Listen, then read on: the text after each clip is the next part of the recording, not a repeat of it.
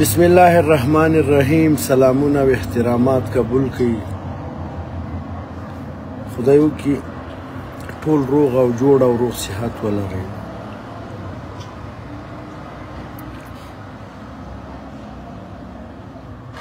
دا نن لایف چې ده که نه، دا د خلیفه صاحب لپاره زه راغلی یم چې خلیفه صاحب محترمه د قومندانۍ او پوځي او په ولسوالیو کې خلک تباه و برباد دي. خلیفه صاحب تو خو یو وارې د حوزې نه پوښتنه وکړه چې د حوزه څه خل کار کوي، قومندانۍ څه خل کار کوي، ولایت ولس ته څنګه کار کوي. زه دا 5 میاشتې 6 میاشتې کېږي یوې قضیې پسې ځم او راځم. قومندان د امنیې د ولایت راته یو څه وایي، د ولسوالۍ قومندان راته بل څه وایي، د حوزې راته بل څه وایي. دغه ورځ د قیامت الله ته تاسو ځواب ورکوئ.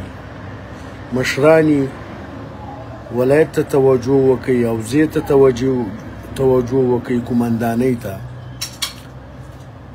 ما 3-4 موضوع دي، زه ځکه لایف راځم چې تاسو ته څوک نشي وایي.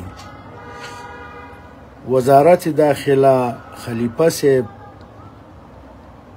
په حوزو باندې وګوره چې حوزو کې څه روان دي، خلکو سره، ولس سره، او په قومندانۍ کې څه روان دي. زه دومره ستړی سوی یم که نه چې زیاتګۍ مې زړه ازار کوي. خو همداسې نور ولس هم په تکلیف ده که نه. نو خدای دې وکړي چې خلیفه صاحب ته د ما غږ ورسیږي. ولس ډېر مشکلات سره مخ ده. 2-3-4 قضیې مې دي. زه دومره ستړی کړی یم چې زه خدای پیدا کړی یم، ولاکه دومره ستړی سوی یم. نو خلیفه صاحب توجه دې غواړم، حوزو او قومندانۍ باندې باید یو تفتیش وکړي چې څه روان دي. ولس ته خدمت روان ده او که ولس تکلیف سره ده.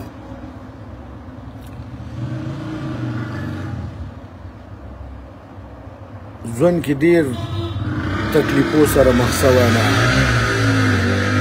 خو چې دا 7 میاشتې زه څومره په دې اسلامي امارات په ادارو کې ستړی سوی یم، زه په ژوند کې ولاکه دومره ستړی سوی یم. او بس ډېرې خبرې مې په زړه دي، همدومره به کفایت کوي. خدای پاک دې وکړي چې خلیفه صاحب غوږو ته دا خبرې ورسیږي.